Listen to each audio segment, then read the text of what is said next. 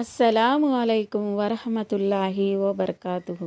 ప్రవక్త ముహమ్మద్ సల్లల్లాహు అలైహి వసల్లం వారు తరావీ నమాజ్ 8 రకాతులు చదివేవారా లేక 20 రకాతులు చదివేవారా? ఇన్షాల్లా హదీసు ప్రకారంగా మనము తెలుసుకుందాము. అబూ సల్మా బిన్ అబ్దుర్ రహమాన్ రజియల్లాహు తాలా అన్హు ఆయిషా రజియల్లాహు తాలాతో అడుగుతున్నారు. ఈ రివాయత్ సహీ బుఖారీలోది. అమ్మా ఆయిషా రజియల్లాహు తాలా అన్హా ప్రవక్త వారు రంజాన్ నెలలో తరావీ నమాజ్ ఎన్ని రకాతులు చదివేవారు అని అడుగుతారు. అప్పుడు ఆయిషా రజియల్లాహు తాలా అన్హా ఉమ్మహాతుల్ మోమినీన్ ఇలా తెలియచేస్తున్నారు.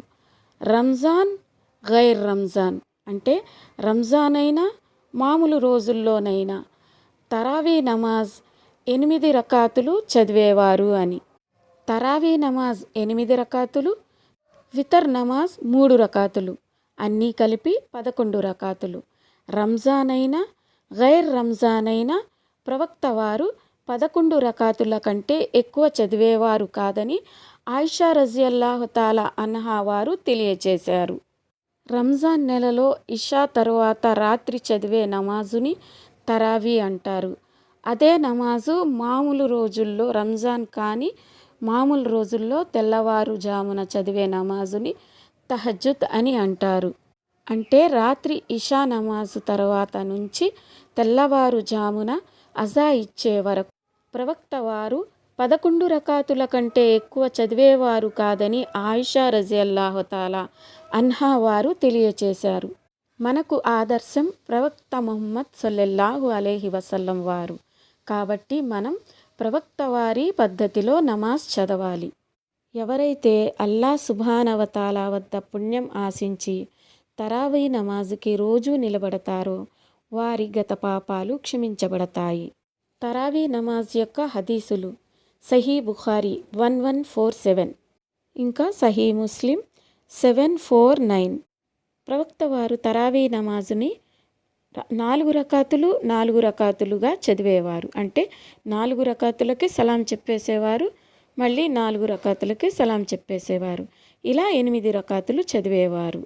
సహీ బుఖారీ 1157, ఇంకా సహీ ముస్లిం రివాయత్ 738.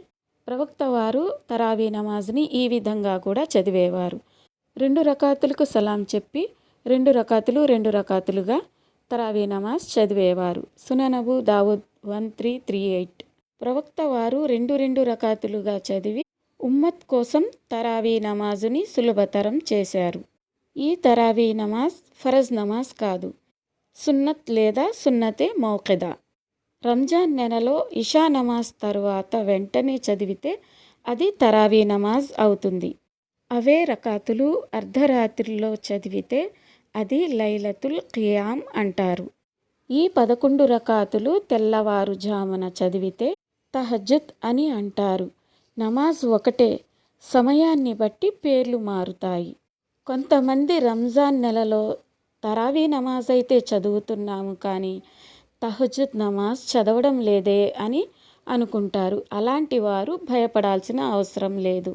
ఎందుకంటే మనం తహజ్జుద్ నమాజునే రంజాన్ నెలలో ఇషా తరువాత తరావీగా చదువుతున్నాము కాబట్టి. తరావీ నమాజ్ చదవడం వలన పుణ్యం వస్తుంది.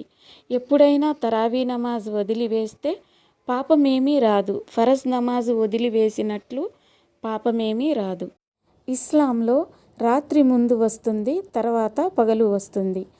అంటే రంజాన్ నెలలో రేపొద్దున ఉపవాసం ఉంటాము అనగా ఈ రాత్రి నుంచి తరావీ నమాజ్ మొదలు పెట్టాలి.